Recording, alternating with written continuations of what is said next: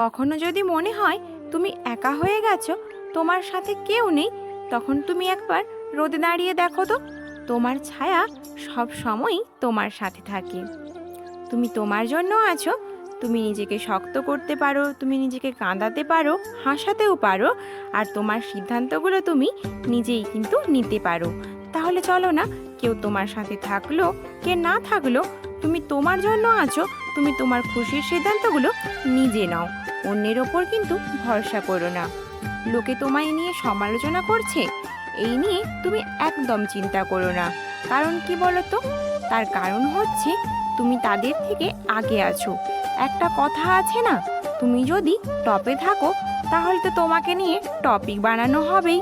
তুমি যদি কোনো অফিসের বড় পদে থাকো বা হেড থাকো, তাহলে তোমাকে নিয়ে তো হেডলাইন হবেই, তাই না? তাই চিন্তা করো না, লোকে তোমায় নিয়ে কিছু বলছে, তার মানে তুমি তাদের থেকে এগিয়ে আছো আর তারা তোমার থেকে পেছনে আছে। নমস্কার আমার প্রিয় বন্ধুরা, কি অবস্থা, কেমন আছো তোমরা সবাই? আশা করছি যে যেখানেই আছো সকলে ভালো আছো এবং সুস্থ আছো।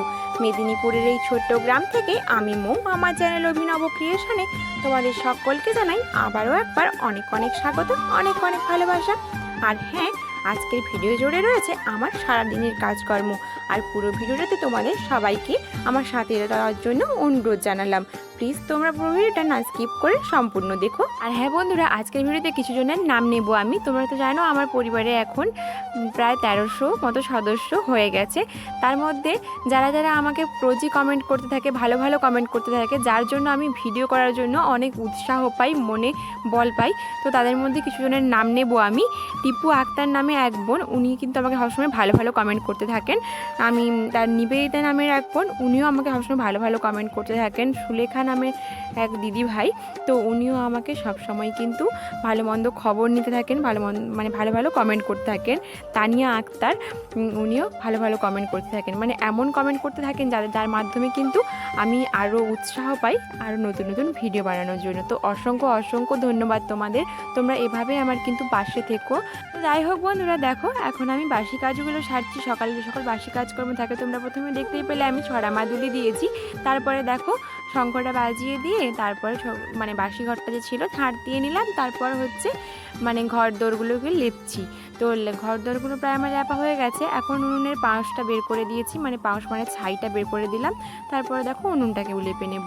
তো দেখো বন্ধুরা, আমরা কিন্তু রোজই এই সকল কাজকর্ম থাকে, মানে আমাদের বাসি কাজ বলো, মেয়েদের কিছু কিছু কাজ থাকে যেগুলো আমাদের কিন্তু রোজই করতে হয়, মানে সেগুলোর কিন্তু কোনো ছুটি থাকে না, সেগুলো রোজই করতে হয়। তার মাঝখানেও কিন্তু আমাদের অনেক অনেক কাজ থাকে, যেমন ধরো ঘর গোছানো বলো কি দুটো একটা বাড়তি কাজ বলো, সেগুলো কিন্তু থেকেই যায়, যেগুলো কিন্তু আমাদের মানে সময় করে ওঠা হয় না। তার জন্য কিন্তু ওটা মানে চাপের ব্যাপার হয়ে যায়। কিন্তু একটা প্ল্যান করে যদি কাজটা করা যায়, যে মানে ভেবে নিলাম আগের দিন শোয়ার আগে যে উঠে এই বাসি কাজগুলো তো মানে যেগুলো থাকে আমাদের, ধরো ঘর মোছা, ঝাঁট দেওয়া, কাপড় কাচা, বাসন মাজা, এগুলো তো থাকেই। তার বাদেও যেগুলো থাকে বাড়তি বাড়তি কাজগুলো, যে আজকে এই দিকটা বা পরিষ্কার করলাম, কালকে ওই দিকটা পরিষ্কার করলাম, কি আজকে এই জামা কাপড়গুলো কেচে নেবো, কালকে ওটা কেচে নেবো।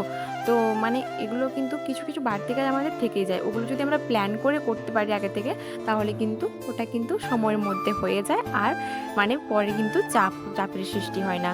তো সকালে যদি তোমরা ভালোভাবে কাজটা প্ল্যান করে নিতে পারো, তাহলে কিন্তু সারাদিনের কাজটা দেখবে খুব ভালোভাবেই গুছিয়ে করতে পারবে। তার জন্য দেখো আজকে তোমাদেরকে সেই মতো করে মানে আমি দেখাচ্ছি কাজগুলো। তো কিছু কিছু কাজ আমি কিন্তু আগের দিন প্ল্যান করে নিই যে কী কী কাজ করব আগের দিন, এর পরের দিন কী কী কাজ করব সেটা আগের দিন কিন্তু একটু ভেবে নিই, তাহলে কিন্তু আমি দেখো ভালোভাবে কাজগুলো গুছিয়ে করতে পারি। তো আমাদের অনেক কাজই থাকে, সেগুলো কিন্তু অনেকগুলো শেয়ার করি না তোমাদের সঙ্গে, করার সময় হয়ে ওঠে না, আবার প্রায় অনেক কাজই আমি তোমাদেরকে শেয়ার করি। তো দেখো আজকে কিন্তু প্রায় সব কাজগুলো তোমাদেরকে শেয়ার করার চেষ্টা করব। দেখো বন্ধুরা, তোমাদের সঙ্গে গল্প করতে করতে কিন্তু আমার কতগুলো কাজ সারা হয়ে গেল। উনুনটাও লেপে দিলাম, উনুনের ছাইগুলোকে বের করে উনুনটা লেপে দিয়েছি। তারপরে ওই যে দেখো, ওই যে চা করলাম সবার জন্য। তার আগে কিন্তু আমি ব্রাশ ট্রাশ করে বাবাইকে খাইয়ে দিয়েছিলাম চা করে। সবার জন্য আবার মুড়ি খাওয়ার জন্য পেঁয়াজ আর বেসন দিয়ে কিন্তু একটা বড়া মতো বানিয়ে রেখে দিয়ে চলে এসেছি সবাই মুড়ি খাবে বলে। আর এখন কিন্তু গোবরগুলো দিয়ে নিচ্ছি। 3-4 দিনের বাসি গোবর কিন্তু রয়েছে, জানো তো। বাসি বলছি, গোবর তো এমনিতেই গোবরই হয়, তা বাদ দাও। তো ওগুলো ঘুঁটে দেওয়ার জন্য মানে 3-4 দিন কিন্তু জমা হয়ে রয়েছে। ওই যে প্ল্যান মাফিক কাজ হয়নি, সময়ের কাজটা সময়ে করতে পারিনি, তাই কিন্তু 3-4 দিনের কাজ মানে কাজটা আমার আজকে করতে হচ্ছে। মানে 3-4 দিনের গোবর কিন্তু আজকে আমাকে ঘুঁটে দিতে হচ্ছে। তো এটা কিন্তু একটা বাড়তি চাপ হয়ে গেল বলো। যদি আমি রোজকার গোবরটা দিয়ে নিতাম তাহলে কিন্তু হতো না। তো যাই হোক, এটা মানে অনেক কারণই রয়েছে 3-4 দিনের গমাই দেওয়া হয়নি। তার কারণ মানে গোবরটাকে আমরা গমাই বলি, তোমরা হয়তো আমার মানে গমাইটা শুনে হয়তো অন্যরকম কিছু ভাববে। মানে একটু মানে কাজের হেরফের হয়ে যাওয়ার জন্য এটা কিন্তু করা হয়নি। তো যাই হোক, কী আর করা যাবে। তো এখন আমাকে যেহেতু সময় রয়েছে এখন হাতে, তো বাবাইকে একটু মার কাছে দিয়ে তো আমি কিন্তু এই কাজগুলো করে নিচ্ছি। তো একটু সময় বের করে যদি এই কাজগুলো আজকে সেরে রাখতে পারি তাহলে কিন্তু আরও কাজগুলো আমি পরে করে নিতে পারবো। এটা যদি আরও দেরি হয়ে যায় তখন আরও গোবর জমা হয়ে যাবে, তো বেশি মানে কষ্ট হবে। তো বন্ধুরা, এই যে কাকুটা এসছে ফুল ঘোরা দিতে, আজকে কিন্তু স্থাপন সংক্রান্তির পুজো। আর কি বলতো, আমাদের এখানে নিয়ম রয়েছে যে মালি জাতি হয়, ওনারা কিন্তু মালি জাতির, ওদের কাছ থেকে কিন্তু ফুল ঠোঙ্গা ফুল নিতে হয়। এইসব দিয়ে কিন্তু স্থাপন সংক্রান্তির পুজো, মকর সংক্রান্তির পুজো এগুলো কিন্তু করতে হয়। মকর সংক্রান্তির পুজোর সময় কিন্তু এনারা এসে দিয়ে যান। আর একটা এই যে ফুল ঠোঙ্গার দাম কিন্তু রয়েছে 7 টাকা করে। তো যাই হোক বন্ধুরা, এখন চলে এসেছি একটু সবজি বাড়ির দিকে। এদিকটাতে দেখো খুব ঘাস রয়েছে, ওইদিকে লঙ্কা গাছ টাছগুলো হয়েছে। এবছর কিন্তু না লঙ্কার কিন্তু ফলন ভালো হচ্ছে না। লঙ্কা গাছ কিন্তু আমাদের অনেক কটাই লাগানো হয়েছে, লঙ্কাতে ফলন ভালো হচ্ছে না গাছে। তো দেখো এখানে কিছু ঘাস রয়েছে, আমি ভাবছি এখান দিয়ে যাতায়াত করা হয়, মানে এই দিকে রাস্তাটা দিয়ে কিন্তু আমাদের যাতায়াত করা হয়। তো ভাবলাম এখানের যে ঘাসগুলো এগুলো কিন্তু উপটে রাখি, তাহলে কী হবে বলতো। এখন তো গরু তেমন একটা ঘাস খায় না, মাঠে চলে যায় ঘাস খেতে, তার জন্য ঘাস মানে গরুর ঘাসের কথা বাদ দাও, খাওয়ার কথা, কিন্তু এগুলো উপড়ে রাখলে কী হবে, এদিকে যাতায়াত করতে কিন্তু সুবিধা হবে আমাদের। তার জন্য কিন্তু এগুলো উপড়ে নিচ্ছি। আর এটা কি বলতো, এটাও কিন্তু একটা বাড়তি কাজ। এটা কিন্তু মানে আমি রোজ করি না, কিন্তু আজকে মানে প্ল্যানটা করেই করছি যে আজকে এই কাজটা আমি করব, তাহলে কিন্তু মানে করতে পারবো। প্ল্যান করে কাজটা করলে কিন্তু করতে পারবো এই কাজগুলো আমি টাইমের মধ্যে। কিন্তু যদি না কোনো প্ল্যান থাকে কাজের, তাহলে কিন্তু এই যে মাঝে মাঝে যে এই কাজগুলো এগুলো কিন্তু আমি করতে পারতাম না। তো একটা প্ল্যান করে নেওয়া কিন্তু খুব জরুরি। কিন্তু কি বলো তো, আমরা যতই বলি মানে হয়তো তোমাদের সামনে হয়তো বলছি এই কাজগুলো কী করো, কিন্তু রোজ কিন্তু মন টানে না, শরীর সবথেকে বড় কথা, শরীর টানে না। শরীর কিন্তু রোজ ছাঁট দেয় না, মনে হয় যে অলসতা চলে আসে একটা, মনে হয় যে না আজ একটু বিশ্রাম নিত।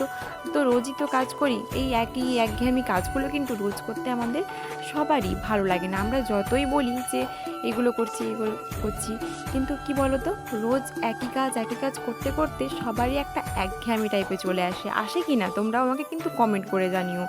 সবারই কিন্তু চলে আসে একঘেয়েমি, রোজ রান্না রোজ খেতে কিন্তু সবাইকে হবে, কিন্তু রোজ রান্না, রোজ এই বাসন ধোয়া, কাপড় কাচা, ঘর মোছা, এই কাজগুলো কিন্তু রোজ রোজ করতে একটা কেমন একটা বোর লাগে, তাই না? আর কি বলো তো বন্ধুরা, আমরা যতই যা বলি না কেন আমাদেরকে কিন্তু এই কাজগুলো করে যেতেই হবে, যার যেটা কাজ। যারা কিন্তু চাকরি বাকরি করছে, যারা কিন্তু বড় বড় অফিসার হয়েছে, মেয়েরাও কিন্তু আজকে প্লেন চালাচ্ছে, কিন্তু তারা তাদের কাজ করছে, কিন্তু আমরা তো আর প্লেন চালাতে পারছি না। মানে আমি আমার কথা বলছি। তো তার জন্য আমাকে এই বাসন মাজা, কাপড় কাচা এগুলো তো করতেই হবে, তাই না? তো এগুলোতে মানে কোনো যে খারাপ লাগা, বিরক্তি লাগা, এটা কিন্তু আমি বলছি না। আমার কাজ, আমার ডিউটি, আমাকে সেটা পালন করতে হবে। যা যেটা ডিউটি তাকে সেটা করতে হবে। আমি কিন্তু সেগুলো ভালোবেসেই করি। তো যে কাজগুলো আমি টাইমের মধ্যে করতে পারি সেগুলো কিন্তু ভালোবেসেই করি। তো কি বলতো, রোজ রোজ যদি মানে করা হয়, একটা অলসতা থাকে, একটা একঘেয়েমি চলে আসে, সেটাই বলছিলাম, ব্যাস। তো কাজের মাঝখানে একটু যদি মানে ঘোরাফেরা, বিরতি পাওয়া যায়, তাহলে কিন্তু কার না ভালো লাগে বলো? আজ হয়তো তোমরা কেউ কেউ রেগেই যাবে, কেন বলো তো, আজকে তোমাদের সঙ্গে একটু বকবকটা বেশিই করছি না, আজকে একটু গল্পটা বেশিই হয়ে যাচ্ছে, তাই না বলো বন্ধুরা? তো দেখো বন্ধুরা, তোমাদের সঙ্গে গল্প করছি আর এদিকে কিন্তু আমি জ্বালানিটাও কেটে রেখে দিলাম। আজকে কিছু জ্বালানি কেটে নিলাম, ওই যে বাবা যেগুলো দিয়ে গেছিলো সেগুলোর কিন্তু কিছু কিছু রয়েছে, আর সবগুলো প্রায় কিন্তু শেষ হয়ে গেছে।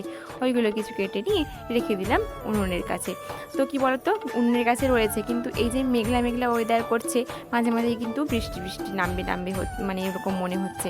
তার জন্য কিছু কিছু কেটে কেটে অল্প অল্প করে কিন্তু জমিয়ে রাখছি, তাহলে একটু সুবিধেই হয়। মানে আগে থেকে একটু জমিয়ে জমিয়ে রাখলে রোজ কাজটা কিন্তু করতে হয় না। আজকে একটু সময় রয়েছে, তার জন্য এই যে এই জ্বালানিগুলো কেটে আমি রেখে দিলাম, তার জন্য কালকে আর আমাকে কাটতে হবে না। এগুলো আমি আজকে একটু বেশি করেই কেটে রেখে দিলাম, জমা থাকতে থাকতে কিন্তু কাজটা করে নিলে একটু কি বড় সুবিধাই হয়ে যায়। যাই হোক বন্ধুরা, তোমরা কিন্তু দেখতেই পেলে আমি কিন্তু দুটো মাছ নিয়ে এলাম। ওই আমাদের এদিকে একটা মাছওয়ালা কাকু আসে, মানে আমাদের গ্রামেরই, উনি গ্রামের পুকুর থেকেই কিন্তু মাছ তুলে এটা বেচতে আসেন। মানে সাইকেলে হাঁড়ি পেলে উনি মানে দুয়ারে দুয়ারে কিন্তু ঘুরে ঘুরে মাছ বেচেন। তো ওনার কাছ থেকে আজকে দুটো মাছ নেওয়া হলো। আর কি বলো তো, আজকে না আমার বরমশাই আছে বাড়ি, তার জন্য একটু মাছ নিলাম। তো এই কয়েকদিন হলো, মানে প্রায় হলো 5-7 দিন কিন্তু আমাদের বাড়িতে মাছ নেওয়া হয় না। তো আজকে একটু মাছটা নিয়ে রাখলাম, তো ভাবলাম ও আসবে তো দুদিন মতো আমাদের হয়ে যাবে, 2-3 বেলা মতো হয়ে যাবে এই মাছটা নিলে। তো মাছটা খুব একটা বড় নয়, কিন্তু মাছটা খুব টাটকা, মানে এক্ষুনি কিন্তু পুকুর থেকে জাল করে তোলা হয়েছে। আর দেখো মাছটা নিয়ে কিন্তু আমি একটু প্রথমে ঢং দেখিয়ে দিয়েছি।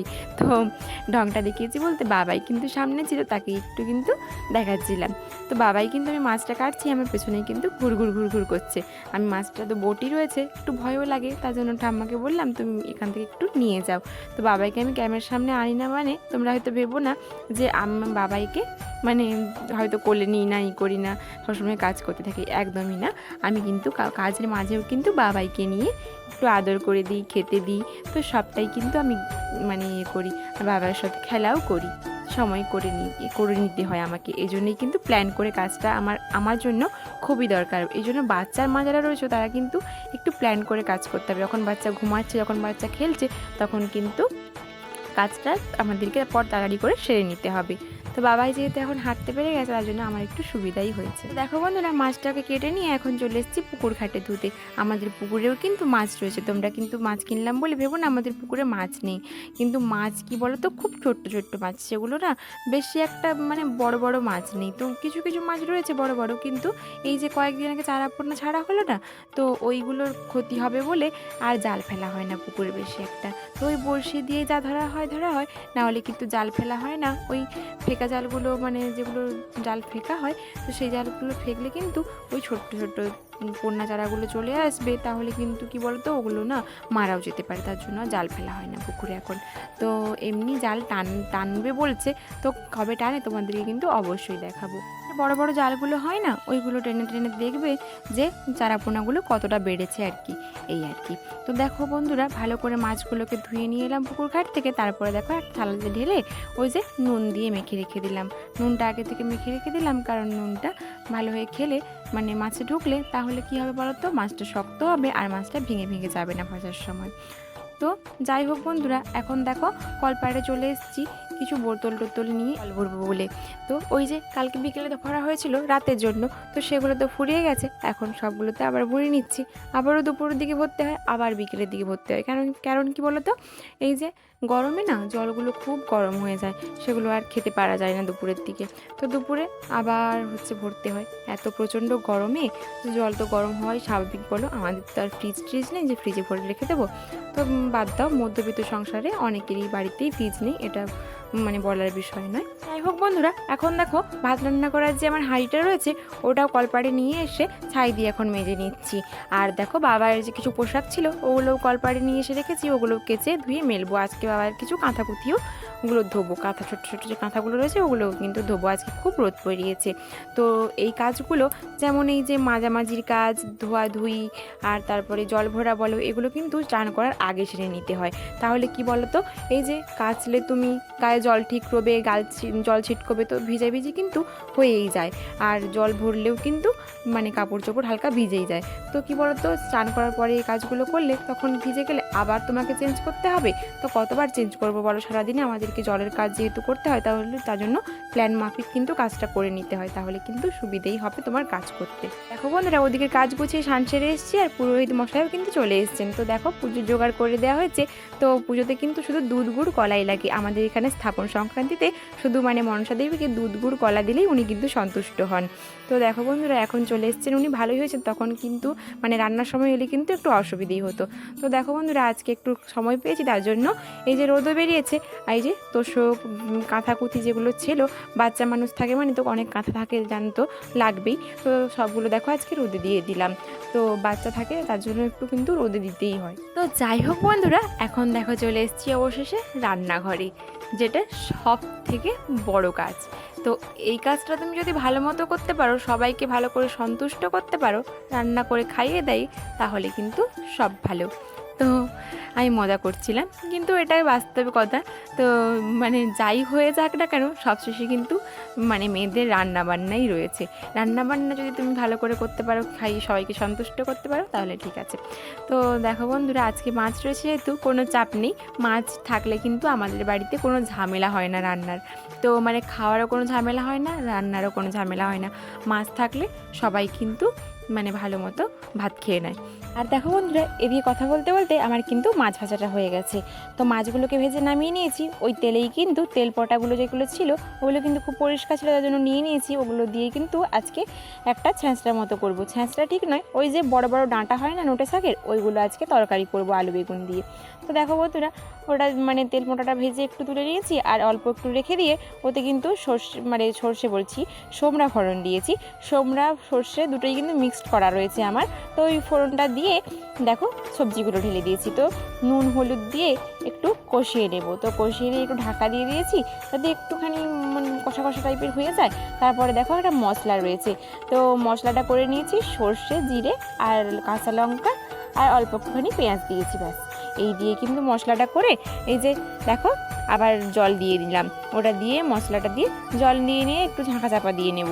তারপরে কিন্তু দেখবে সুসিদ্ধ টাইপের হয়ে গেলে, জলটাও মানে মাখো মাখো হয়ে গেলে তারপরে নামিয়ে নিয়ে রেডি হয়ে যাবে এই তরকারিটা।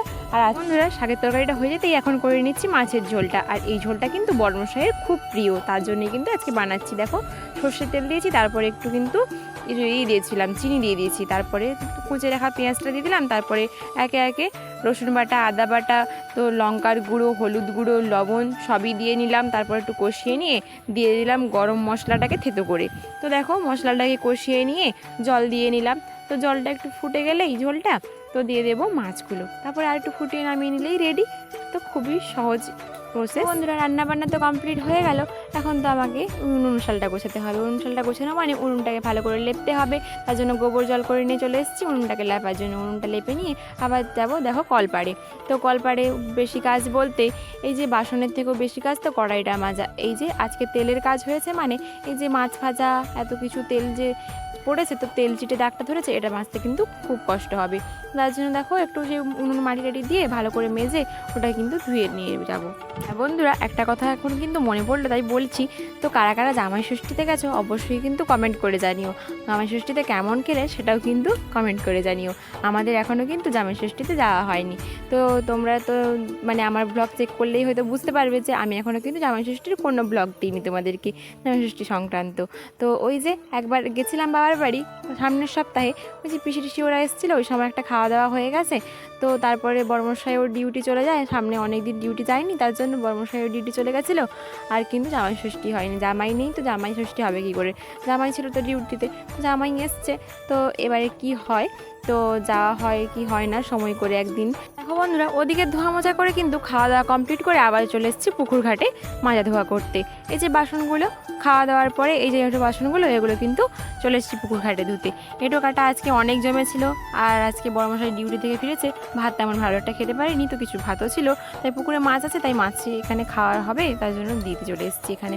তো দেখো এগুলো মাজা ধোয়া করে নিয়ে যে একটু কিন্তু বিশ্রাম করব।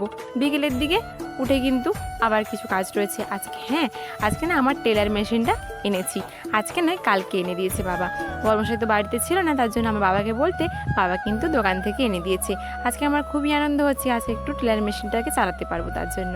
তো দেখো বিকেলে চটপট করে কাজগুলো সেরে নিচ্ছি। তো ঘর বাড়িগুলোকে ঝাঁট দিয়ে নিলাম, তো ঘরটাকে ঝাঁট দিয়ে বাড়িটা ঝাঁট দিয়ে নিয়েছিলাম। এখন দেখো জলগুলো ভরে নিচ্ছি, এরপরে কিন্তু টেলারে কাজ করতে বসবো। বন্ধুরা অনেক দিন পরে কিন্তু টেলার মেশিনে কাজ করতে বসে মানে খুবই আনন্দ হচ্ছিল। এই আনন্দের কিন্তু কোনো সীমা নেই। কী বলতো, আজকে 3-4 মাস হলো কিন্তু আমার টেলার মেশিনটা খারাপ হয়ে পড়েছিল।